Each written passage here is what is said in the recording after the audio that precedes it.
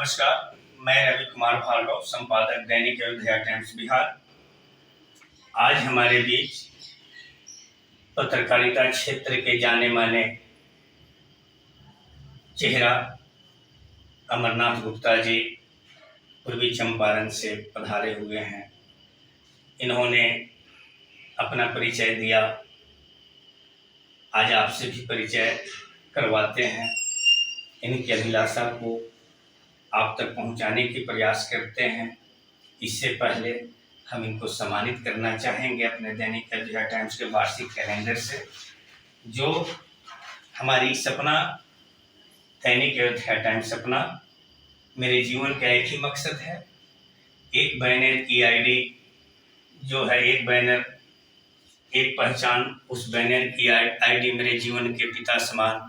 हम क्यों छुपाएं अपनी पहचान के उद्देश्य को लेकर आज हम बिहार के 26 जिलों में निरंतर जन जन तक अखबार पहुंचाने में हमारे महायोद्धागण सफलता प्राप्त कर रहे हैं।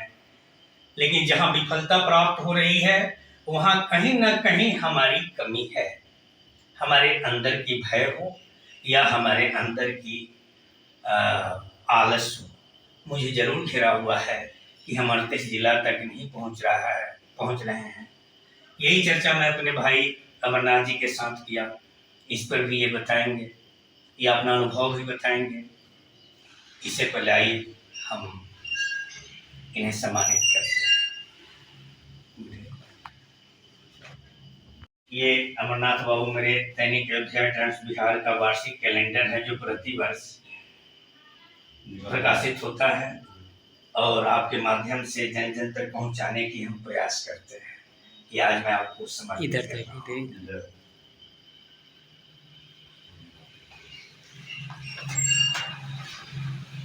अमरनाथ बाबू, यह मेरा 8 पेज का दैनिक अयोध्या टाइम्स अखबार है, जो प्रतिदिन मेरी अखबार प्रकाशित होती है। लेकिन हम उसी जिला को अखबार उपलब्ध करवाने में अभी सक्षम हैं जिस जिला से कम 8-10 विज्ञापन प्रतिदिन प्राप्त हो जाता है। क्योंकि हम उतने करोड़पति हैं नहीं, हम भिखारपति हैं। और मेरी सपना है पत्रकारिता क्षेत्र को स्वच्छ रखकर इस पत्रकारिता क्षेत्र के उदाहरण स्वरूप हमारे दैनिक अयोध्या टाइम्स बिहार के पत्रकार बने। लोग कहते हैं कि पत्रकारिता क्षेत्र में धनार्जन का मार्ग नहीं है। धनार्जन क्षेत्र का मार्ग नहीं है तो हिंदुस्तान इतनी अरबों खरबों की पूंजी क्यों लगाई है? सोचने वाली बात है। प्रभात खबर क्यों लगाई है? आज क्यों लगाई है? भास्कर क्यों लगाई है? और उन्होंने कैसे सफलता प्राप्त किया? ये मूल मंत्र जानते हुए भी दैनिक अयोध्या टाइम्स बिहार के कुछ ऐसे जिला ब्यूरो चीफ हैं, कुछ ऐसे हमारे महायोद्धागण में से कुछ हैं जो जानते हुए भी वो कदम नहीं उठा रहे हैं, और मैं अभी बैकअप रहा हूँ। मुझे ऐसे वीर महायोद्धा की जरूरत है जो पत्रकारिता क्षेत्र के लिए समर्पितवान होकर बैनर को अपनी पिता समझे, अखबार को अपनी रोटी समझे, तभी जाकर हम 38 जिला में सफलता प्राप्त कर पाएंगे। सफलता प्राप्त करने के लिए अमरनाथ गुप्ता जी आपके साथ जुड़े हुए हैं और दैनिक अयोध्या टाइम्स को आगे बढ़ाने में एकदम आपके साथ। बहुत बहुत आभार। सुना आपने उन्होंने क्या कहा? आइए इनसे मैं परिचय करवाता हूँ। आप मेरे दर्शकों को और मेरे पत्रकार बंधुओं को अपनी परिचय देते हुए, आप कैसे आए, कैसे परिचय हुआ के भार्गव से, आप मिले, कैसा अनुभव हुआ, सब कुछ खुले रूप से बताने की कृपा करें। जहाँ तक आपसे मिलने का बात है, नमस्कार, मैं अमरनाथ गुप्ता। जहाँ तक सर आपसे मिलने का जहाँ तक बात है, ये प्रभु श्री राम की कृपा है। मैं जा रहा था कहीं और, लेकिन भाग्यवश आपसे बात हुई, आपसे मुलाकात हुई और आपने सलूशन दिया है कि ना इसमें लगिए, कीजिए। हमने भी आपको बताया कि सर हम जी जान से लगेंगे और दैनिक अयोध्या टाइम्स को आगे बढ़ाएंगे। और आगे किस हिसाब से बढ़ाना है, कैसे बढ़ाना है, हम लोग को ऊपर, हम लोग इस पर दिन रात मेहनत करेंगे और जो भी है इसको आगे तक जरूर लेकर जाएंगे। और इससे कहते हुए नमस्कार। आपको मैंने यह बताया था कि हमने अपना परिश्रम से सरकार से प्रयास करके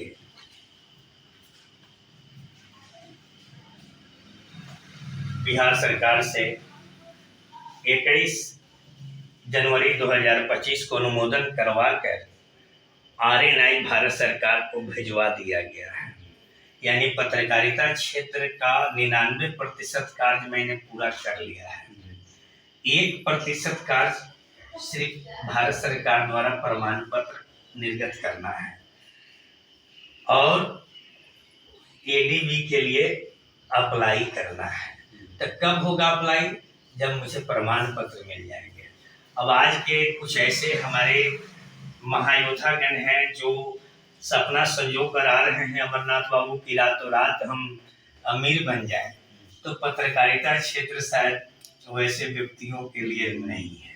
ये तपस्या का क्षेत्र है, स्वाभिमान का क्षेत्र है। हमारे संपादक हैं ब्रजेश मौर्य साहब, देवतुल्य पुरुष हैं। यानी ये भी उपाधि दिया जाए तो बहुत कम है। राष्ट्र का वो संचालन कर रहे हैं। आज 2018 से हम मात्र इस क्षेत्र में आए तो 2023 में ब्रजेश मौर्य साहब की कृपा से हमें कौन जानता था, उन्हीं की कृपा से मुझे लोगों ने जाना। और उत्तर प्रदेश जैसे बड़े राज्य का उप मुख्यमंत्री ब्रजेश पाठक जी ने आदर के साथ गन्ना संस्थान भवन लखनऊ में बुलाकर मुझे सम्मानित किया। अगर हम पैसे वाले रहते, लखपति करोड़पति रहते, तो जैसे स्वागत हुआ, जैसे मैं बिहार के पूर्वी चंपारण की धरती पर कदम रखता तो बाजे गाजे के साथ लोग हमारे पीछे तालियां बजाते, जयकार लगाते, लेकिन मैं उस पर भरोसा नहीं करता हूँ। मेरा भरोसा आपकी कलम है। लोग कहता विज्ञापन नहीं मिलता है। क्यों नहीं विज्ञापन मिलता है? क्योंकि तुम घर बैठे पत्रकारिता करना चाहते हो, तुम कॉपी पेस्ट न्यूज लगाते हो, तुम्हें विज्ञापन कहाँ से मिलेंगे? जब तुम जनता के बीच जाओगे, उनकी छोटी छोटी समस्याओं को उठाओगे, अच्छे डॉक्टर जो सेवा कर रहे हैं उनके कार्य को आगे बढ़ाओगे, अच्छे अधिकारी, ऐसा नहीं कि सब अधिकारी भ्रष्ट हैं, अच्छे अच्छे अधिकारी हैं, उनके कार्यकलाप को आप दर्शाओगे, अच्छे अच्छे हमारे कर्मचारी हैं, सरकारी कर्मचारी हैं, प्राइवेट कर्मचारी हैं, विद्यालय है, उन सब क्षेत्र में, कृषि क्षेत्र में, हर क्षेत्र में अच्छे लोग हैं तभी चल रहा है। सब भ्रष्ट नहीं है। आप भ्रष्टों के विरुद्ध में आओ ना भाई, खुलेआम आवाज उठाओ, तुम्हें कौन रोकता है? लेकिन आपका कर्तव्य, आपके कलम में इतनी ताकत भारत सरकार ने दिया है अमरनाथ बाबू कि आप रोड पर भीख मांगने वालों को महल का राजा बना दोगे। आपकी कलम में इतनी ताकत है। एग्जाम्पल आपने देखा है।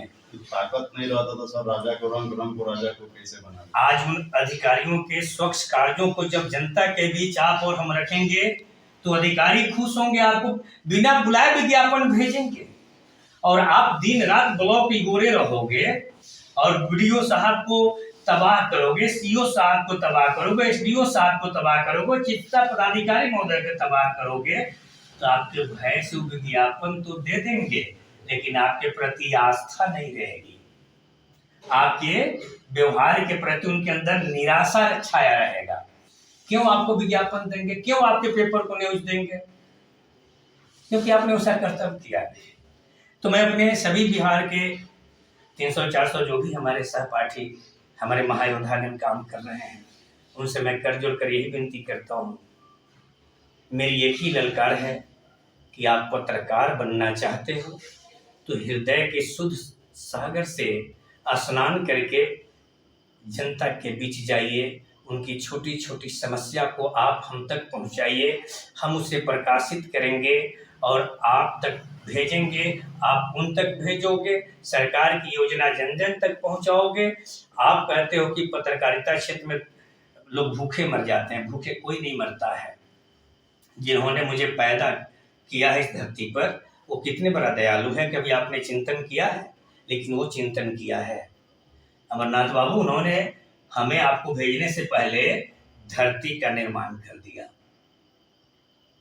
और खुली सांस लेने के लिए हवाओं का निर्माण कर दिया, प्यास बुझाने के लिए जल का निर्माण कर दिया और भूख मिटाने के लिए स्वयं अन्न का दाना बन गया।